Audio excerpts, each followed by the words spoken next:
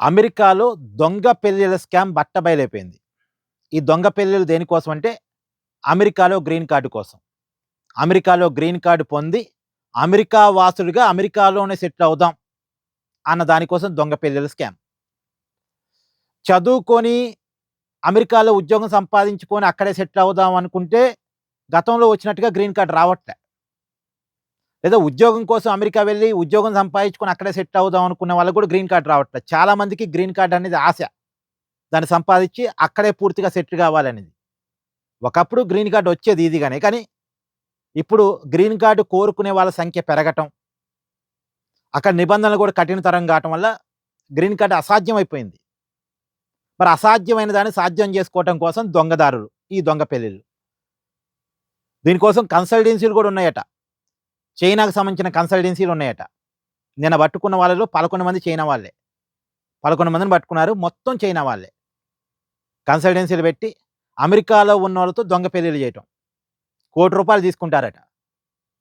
ఇప్పుడు మన దేశం నుంచి ఒక అమ్మాయో, అబ్బాయి పోయాడనుకోండి. మన మన దేశంలో నుంచి అమ్మాయి పోయి పెళ్లి కావాలంటే ₹1,00,00,000 తీసుకొని అక్కడ ఒక అబ్బాయిని అరేంజ్ చేస్తారు.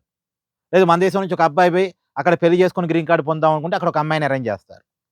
అరేంజ్ చేస్తారు, పెళ్లి చేస్తారు. పెళ్లికి సంబంధించిన పత్రాలు క్రియేట్ చేస్తారు.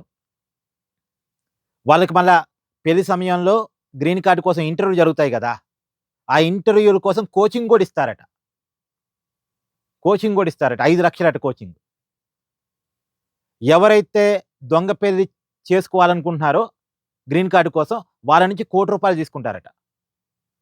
ఈ ₹1,00,00,000లో ఎవరైతే దొంగ పెళ్లి చేసుకుంటారో కదా! అమెరికాలో ఉన్న అమ్మాయో, అబ్బాయి చేసుకుంటారో వాళ్ళకి 30,00,000 ఇస్తారట. 30,00,000 ఇచ్చి ఆహ్, మన దేశం నుంచి పోయిన అమ్మాయితో, అబ్బాయితో పెళ్లి చేస్తారు. పెళ్లి చేసి మళ్ళా గ్రీన్ కార్డ్ వచ్చిన తర్వాత ఎవరి దారి వాళ్ళదే.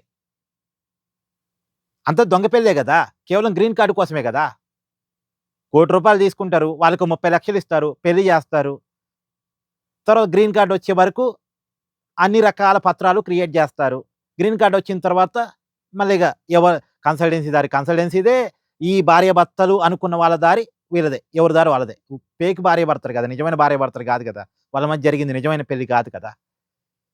ఇప్పుడు ఈ స్కామ్ బట్టబయలైపోయింది. 10 సంవత్సరాలుగా నడుస్తుందంట. 2016 నుంచి నడుస్తుందంట. అంతకుముందు నుంచి కూడా నడుస్తుందేమోనండి. ఇప్పటి వరకు సేకరించిన వివరాల ప్రకారం 2016 నుంచి ఈ స్కామ్ నడుస్తూనే ఉందట. మరి ఎంతమంది పెళ్లి చేసుకున్నారు? ఎంతమంది గ్రీన్ కార్డ్‌లు పొందారు? ఇది ఎలా బట్టబయలైందంటే, పెళ్లి చేసుకున్న అబ్బాయికి మామూలుగా పెళ్లి చేసుకోవటం అంటే, అబ్బాయి కుటుంబం గురించి అమ్మాయికి తెలిసిద్ది. అమ్మాయి కుటుంబం గురించి అబ్బాయికి తెలిసిద్ది గదా! కానీ ఇక్కడ తెలవదు. ఉత్తుత్తి పెళ్లి గదా! పెద్ద డీటెయిల్స్ యువతల నుంచి అవతలికి పోవు. అవతల నుంచి ఇవతలకి రావు. ఇప్పుడు అబ్బాయి కుటుంబం నుంచి ఆ కుటుంబం గురించి అమ్మాయికి పెద్దగా విషయాలు తెలవట. అమ్మాయి కుటుంబం గురించి అబ్బాయికి పెద్దగా విషయాలు తెలవట. పెళ్లి చేసుకున్నప్పుడు తెలవాలి గదా! అని ఎంక్వైరీ చేస్తే ఈ స్కామ్ అంతా బట్టబయలైపోయింది. సో, ఈ దొంగ పెళ్లిల భాగవతం బట్టబయలైపోయింది. ఇదంతా దేనికోసం అంటే అమెరికాలో సెట్ గావాలి. అమెరికాలోనే ఉండిపోవాలి. అమెరికా వాసులుగా ఉండిపోవాలి అన్న దాని కోసం. ఇలా ఆశపడే వాళ్ళు ఎక్కువ మంది భారత్ వాళ్ళు, చైనా వాళ్ళు ఎక్కువగా ఉన్నారు. బయట ఇతర దేశాల నుంచి వచ్చినోళ్ళు కూడా కొంతమంది.